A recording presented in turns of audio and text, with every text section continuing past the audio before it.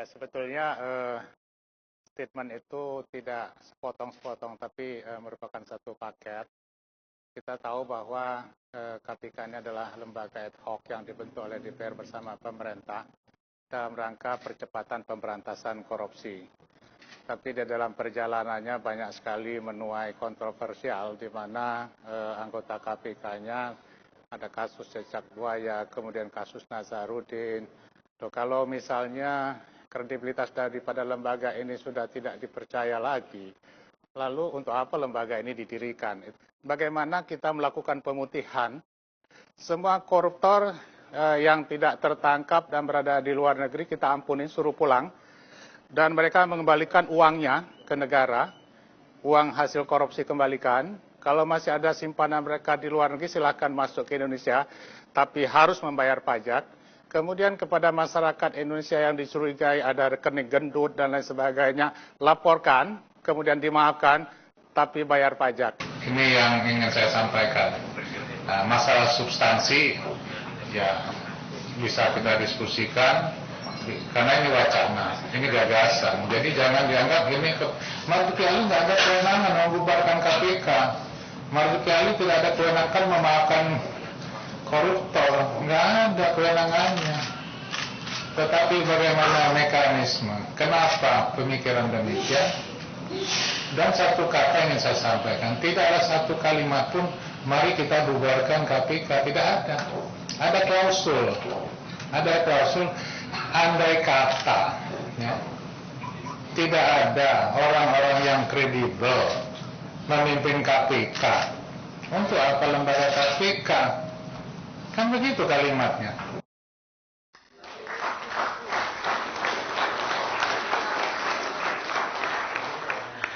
Pemirsa, kita ketemu lagi di acara diskusi yang sangat ditunggu-tunggu di seluruh tanah air. Dan malam ini kita akan membahas topik yang paling hangat pekan ini.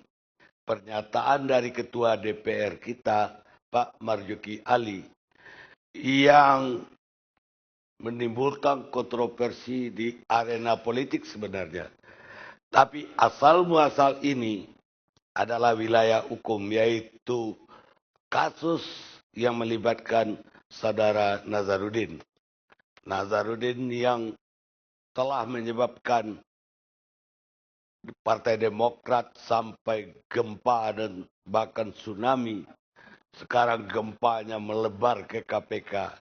Karena dia juga mengatakan beberapa kali ketemu dengan orang-orang atau pimpinan dari KPK.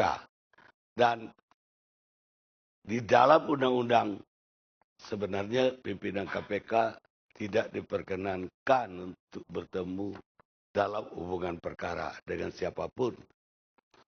Dan dia mengatakan sampai belakangan tahun 2010 pun ketemu dan urusannya justru menyangkut-nyangkut juga ke perkara. Di tengah kita, saya mengundang hampir semua yang disebut Nazarudin di KPK untuk hadir malam ini untuk mengklarifikasi kalau tuduhan Nazarudin itu tidak benar sebetulnya. Tapi pihak KPK mengutus suhunya, Ketua Komite Etik KPK, Pak Abdullah Eha Mahua. Pak Abdullah, kita mempercayakan, semua bangsa mempercayakan kepada Komite Etik KPK ini. Apa sesungguhnya yang terjadi? Bagaimana dengan tuduhan dari Nazarudin bahwa dia ketemu dengan sahabat saya, Chandra Hamzah. Sahabat saya, Pak. Sekampung lagi. Kemudian ada lagi Adera Harja dan bekas kader saya, Johan Budi. Nah, itu kader saya, Pak, yang saya selundupkan masuk KPK. Disebut-sebut juga di Nazarudin. Apa yang sudah Bapak temukan sebagai komite etik? Ya, pertama saya harus jelaskan bahwa di KPK ada 2 kode etik. Satu kode etik pegawai, satu kode etik pimpinan KPK. Ya. Kalau kode etik pegawai, jika ada pegawai yang dianggap atau diduga melakukan pelanggaran kode etik, maka proses penyelesaian melalui pengawasan internal.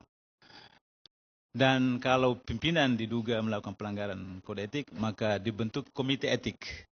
Di mana komite etik itu terdiri dari unsur pimpinan yang tidak diduga, kemudian unsur penasihat dan prominent persen 1 atau Pimpinan lebih. ini termasuk deputi? Tidak. Tidak, hanya pimpinan. Pimpinan saja yang 5 orang. Nah, oleh karena itu maka dibentuklah komite etik sambil memperhatikan aspirasi dari masyarakat, maka kita buat komposisinya 4-3.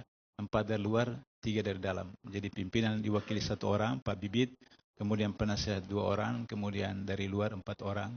Orang-orang yang dikenal mempunyai integritas, punya reputasi dan konsen terhadap persoalan korupsi. Profesor Ahmad Safi Ma'arif, kemudian Profesor Nono Makarim, Dr. Nono Makarim, Profesor Dr. Rasul, kemudian Marjono Rekso di Putul. Ya. Itu 7 orang. Dalam proses itulah nanti kemudian akan dicari kebenaran. Berita-berita baik yang di media massa, elektronik dan seterusnya, termasuk TV One yang membesarkan Nazarudin dan seterusnya seperti itu. Nah, itu akan digali. Jadi kan karena ingat itu dulu Kusni Kaslu itu kan tidak siapa-siapa. Tapi begitu dipublikasikan jadi besar Kusni Kaslu. Begitu juga Nazarudin dibesarkan maka kemudian menjadi besar. Nazarudin besar loh Pak, bendahara umum dan jadi bergerilya di hampir seluruh departemen. Besar itu. Bendahara partai apa Pak? Bendahara umum Partai Demokrat. Partai Demokrat itu yang mana itu? Partai Demokrat itu yang mana? Yang mana? Lupa apa Pak? Iya. Yang partai berkuasa sekarang itu Partai Demokrat. Baru ingat sekarang.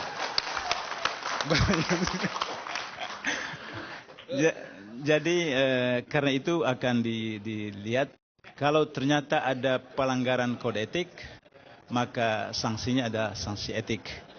Tapi kalau dalam proses itu ditemukan ada pelanggaran pidana, maka akan dialihkan ke proses penindakan oleh Deputi Penindakan KPK. Jadi kita akan menggunakan sistem air mengalir saja. Ada 2 pimpinan yang kata Nazarudin ketemu dengan Nazarudin berkali-kali lagi. Bahkan di rumah Nazarudin sendiri. Secara etika bagaimana menurut Bapak? Ya, pertama kalau kode etik berkenaan dengan tugas atau pelaksanaan dari seorang pejabat, pegawai atau pimpinan KPK berhubungan dengan orang yang tersangkut dengan perkara di KPK, apakah dia sebagai terperiksa, tersangka, saksi, terdakwa atau keluarganya, maka itu pelanggaran pidana. Nah, undang-undang ini tentang ini diadopt juga oleh kode etik. Chandra bertemu dengan Nazarudin ketika Nazarudin belum jadi orang. Itu 2008. 2010 belum juga jadi orang dia, Nah, sehingga demikian maka menurut undang-undang tidak terkena karena tidak ada kasus. Tetapi dalam kode etik pimpinan, kalau anggota pimpinan bertemu dengan siapa saja yang punya potensi konflik, maka dia harus menyampaikan kepada pimpinan lain sebelum, selama, atau sesudah. Nah, ini yang akan diproses oleh komite etik. Apakah betul Pak Chandra ketemu dengan siapa saja, lantas itu ada punya potensi konflik, dia beritahu atau tidak kepada pimpinan lain. Itu akan nanti ditelusuri oleh komite etik. Tapi tidak hanya Pak Chandra yang ketemu. Ada pimpinan yang lain juga ketemu. Siapa? Ade bukan pimpinan. Jadi Ade Raharja adalah Deputi Penindakan. Kemudian diundang oleh anggota DPR. Kita tahu bahwa anggota DPR punya hak-hak khusus, di mana mereka berwenang untuk memanggil siapa saja dan harus dipenuhi. Nah, oleh karena itu maka persoalannya adalah dilaksanakan di kantor atau di luar kantor. Nah, kalau misalnya dilaksanakan di luar kantor, itu ada potensi konflik of interest. Kalau dilaksanakan di kantor DPR atau di KPK, maka itu dalam, on track. Tinggal lagi pembicaranya apa? Pembicaraan apa? Kalau misalnya perkara, pada waktu itu Nazarudin belum terlibat perkara. Kalau misalnya dia mencoba untuk mengintervensi atau menyampaikan sesuatu, maka konflik interest itu akan terbukti ketika apa yang dia inginkan, dia paksakan intervensi itu diikuti oleh orang KPK. Buktinya bahwa Nazarudin ditingkatkan statusnya dari proses penyelidikan ke penyidikan dan ditangkap beberapa orang yang merupakan teman-teman mereka. Bapak nggak lihat bahwa Nazarudin itu baru jadi tersangka setelah dia keluar negeri. Bahkan jadi saksi pun belum. Dan ada kesan, Pak, bahwa KPK gamang atau ragu-ragu untuk mengatakan bahwa dia saksi sekalipun, untuk memanggil pun udah beberapa hari di luar negeri, bahkan dicekalnya udah, tapi dipanggilnya belum. Ini persepsi publik yang terbentuk kenapa KPK kok seperti ragu untuk bertindak terhadap Nazarudin. Saya kira waktu itu kesalahan Pak Karni, Ilyas. Karena waktu itu Pak Karni tidak informasikan KPK bahwa Nazarudin mau kabur. Kalau Pak Karni sampaikan KPK, pasukan... Sesudah dia kabur, Pak. Itu bahwa dia dipanggil jadi saksi pun memakan waktu beberapa hari. Setelah dia pergi, Pak. Oh, kalau ini adalah teknik pemeriksaan. Karena teknik itu saya tidak mau sampaikan ke publik. Karena kalau sampaikan ke publik, semua koruptor kabur. Jadi ini teknik. Saya mau berikan contoh, Pak Karni. Ketika legislatif, LSM, media massa menghujat KPK karena tidak menahan besan Presiden SBY. Karena dalam keterangan pemeriksaan, baik di sidang maupun pemeriksaan, Gubernur BI mengatakan bahwa besan SBY itu yang melakukan. Itu menyangkut strategi. Bapak tahu, KPK itu tidak boleh menerbitkan SP3. Baik, kalau strategi, oke, Pak. Tapi ada yang kita terlalu ragu-ragu untuk menetapkan jadi tersangka. Untuk memanggil. Terlalu, udah lama loh, Pak, di luar negeri baru ada panggilan. Terus yang kedua, saya ingin tanya Bapak, kenapa tidak KPK memutuskan in absentia? Itu bisa saja undang-undang tindak pidana korupsi membenarkan. Tapi dari KPK udah ada pernyataan, Pak, bahwa dia tidak akan dikenakan in absentia. Belum ada, ini kan proses masih berjalan. Masih berjalan. Artinya gampang saja ya, lari aja kamu. Tapi in absentia berjalan. Sampai hari ini saya belum melihat arah itu, Pak. Iya, karena ini proses masih berjalan. Baik, Bapak melihat ada nggak keraguan-raguan KPK masa sekarang dibanding masa yang lalu? Kalau misalnya Pak Karni tanya orang Jogja dengan orang Padang kampung Pak Karni, maka orang Jogja itu suka makan gudeg Jogja. Gudeg. Orang Padang suka makan yang pedas-pedas. Jadi soal selera. Tidak berarti bahwa orang Jogja itu lebih lembut atau lebih moderat atau lebih avanturir daripada orang Padang. Bukan, Pak. Jadi soal selera makan saja. Sebelum Pak Marzuki Ali mengkritik KPK, di ruangan ini anggota DPR itu beberapa orang udah lantang, Pak, kepada KPK. Ada Yani, ada Akbar Faisal, Pak Gayus juga ikut.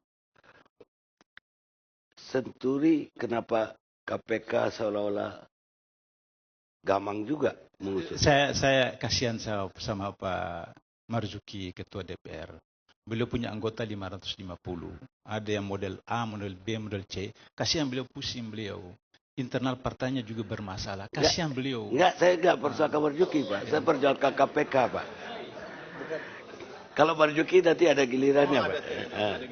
Terus yang mana nih? Yang Senturi? Iya, Senturi. Oke.